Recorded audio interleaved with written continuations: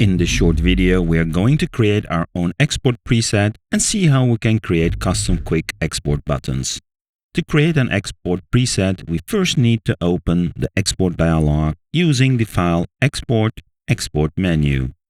In the export dialog now shown, the list of presets are shown on the left. Let's go to the GIF group and select the GIF RGB preset. Now on the right, we can see the export options. When we click on the chevron next to the name of the preset, the items in the pop-up menu are disabled.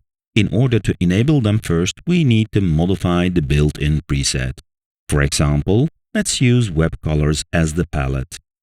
As we made changes, the pop-up menu now has the Create Preset item enabled. Let's select it and give our preset a name. Because this is now a custom preset, the pop-up menu at the chevron now has the options of renaming the preset or deleting the preset. Now that we have created our preset, let's see how we can assign this to the Quick Export button on our toolbar. We can go to our Quick Export button and open this up. From the second drop-down, select our preset we just created. Now when we press the Quick Export button, our preset will be used. Not sure if this is a bug or desired functionality, but when you exit the app and reopen it, the Quick Export button always resets back to PNG. Here is a quick workaround to enable a different preset than PNG. Right-click on the toolbar and choose Customize.